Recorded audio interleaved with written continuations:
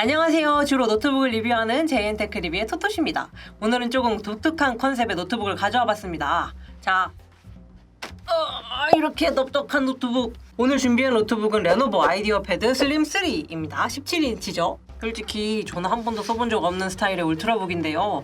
이렇게 크고 무거운 물건을 어디다 쓰노 싶다가 하나씩 뜯어보니까 이거 꽤 괜찮은데? 의외로 이런 게 필요한 사람들이 많겠는데? 하는 생각이 들어서 리뷰를 준비해봤습니다. 간단한 스펙부터 보겠습니다. CPU는 라이젠 5 4500U 르누아르가 달려있고요. 외장 그래픽 없이 배가 내장 그래픽으로 구동돼요. 램은 4기가씩 듀얼 채널로 총 8기가가 달려있는데 하나는 온보드 방식, 하나는 탈착되는 형태로 붙어있습니다.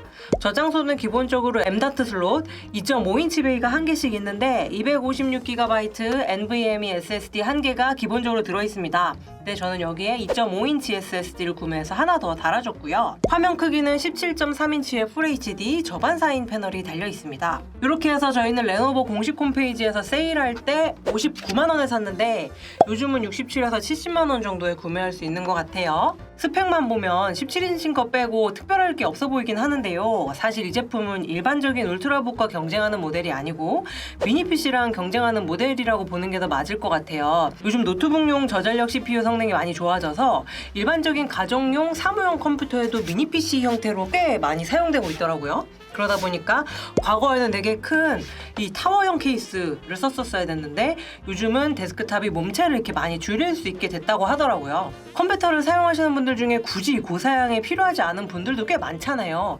또 그런 분들은 성능보다는 공간 효율이 좋은 미니 PC를 더 선호하지 않을까 그런 생각이 듭니다. 근데 사실 미니 PC가 울트라북이랑 가격이 비슷하기 때문에 무심코 노트북보다는 미니 PC를 선택하실 수도 있겠지만 미니 PC는 얘랑 같이 쓸 모니터도 사야 되고 키보드도 사야 되고 마우스도 사야 되고 그러잖아요. 근데 노트북을 구매하시면 다른 거 안 사도 된다는 거. 하지만 마우스는 사야 할 수 있음 주의. 그런 관점에서 이 노트북을 자세히 뜯어보도록 할게요. 원래 슬림3가 디자인이 예쁜 시리즈는 아니잖아요. 왜냐면 레노버에서 슬림3 위에 있는 이제 슬림5, 슬림7 시리즈도 팔아먹어야 되기 때문에 특별한 디자인을 넣지 않았으나 오히려 아무것도 없는 상판이 되게 깔끔해 보여요. 이 마감은 플라스틱인데 플라스틱 마감일 경우에는 괜히 있어 보이게 한다고 막 과장해서 무늬를 넣는 노트북들도 많잖아요. 근데 오히려 그런 게 없으니까 큰 거부감 없이 쓸 수 있는 정도의 모양새입니다. 뭐 거실이나 서재 책상에 올려놔도 모양이 사납지 않다고 해야 될까요? 인스타그램에 올릴만한 예쁜 인테리어를 위해서 맥북이나 그램을 놓고 싶은 게 아니라면 뭐 요 정도는 차분한 인테리어 소품 같은 느낌의 제품이라고 생각해요. 근데 딱 열었을 때 베젤이 엄청나죠? 엄청나기죠?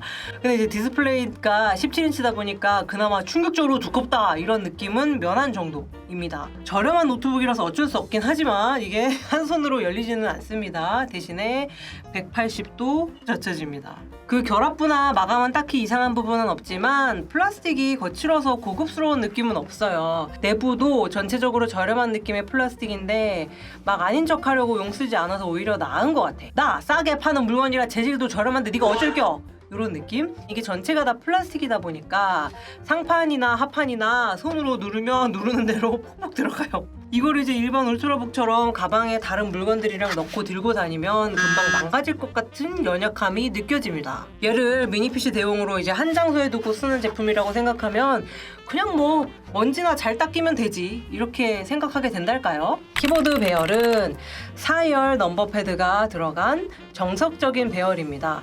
여기 방향키가 좀 압축 배열이긴 하지만 사용하기 어려운 난해한 배열은 아니라는 거. 근데 저렴이 모델이라 그런지 백라이트 기능은 아예 없습니다. 누가 봐도 플라스틱 같은 요 키캡은 오돌도돌한 촉감이 좀 적나라하게 느껴지는 편이라 그냥 딱 봤을 때 타건감이 나쁠 것 같다는 생각이 막연하게 들었었는데요. 막상 사용해보면 키감이 불편하게 느껴지지는 않습니다.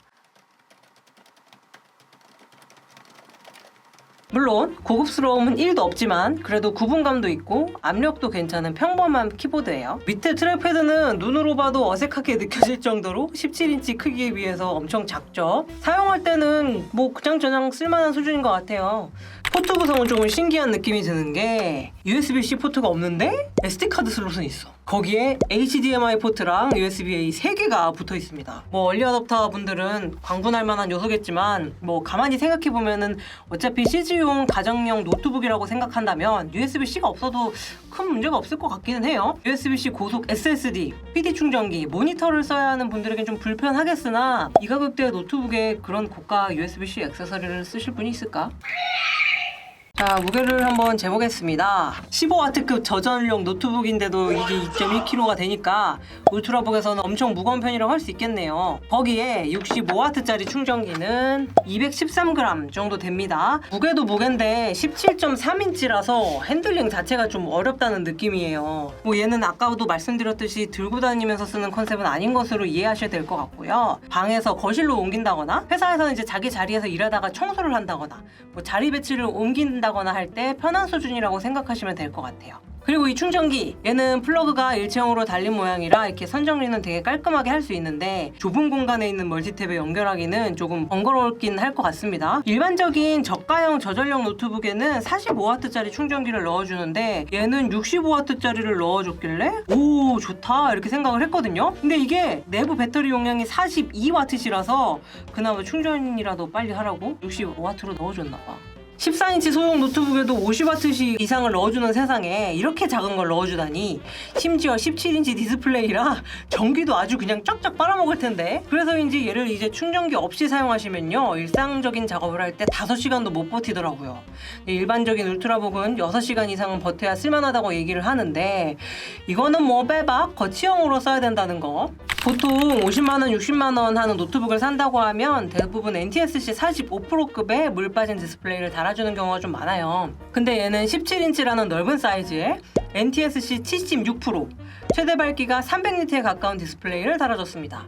이게 이 노트북의 되게 큰 장점인데요. 요즘은 이제 인터넷으로 영상 시청을 많이 하는 추세라서 성능이 나빠도 디스플레이는 좀 줘야 되지 않나? 하는 생각이 많이 드는데 의외로 그런 노트북들이 가성비 제품 중에는 많이 없어요. 근데 이 제품은 60만원대로 되게 저렴한데도 품질이 좋은 디스플레이를, 그것도 17인치라는 대화면으로 쓸 수 있게 해줬다는 거. 자, 스피커 품질도 나쁘지 않습니다. 별 기대 안 하고 들었는데 100만원 이하급 노트북 중에서는 사운드가 풍부하다는 생각이 들었어요. 물론 고급 노트북이랑 비교하면 좀 아쉬울 수 있지만 사운드 품질에 엄청 민감하지 않으시다면 불만 없이 쓸 수 있는 수준입니다. 웹캠은 일반적인 720p 회상도고요. 마이크도 평범한 게 들어가 있어서 화상 채팅할 때 나쁘지 않다 정도. 웹캠의 보안 셔터가 눈에 매우 잘 띄게 있어서 노트북을 많이 사용 안 해보신 분들이 쓰더라도 카메라 보안은 확실히 챙길 수 있다는 장점이 있을 것 같아요.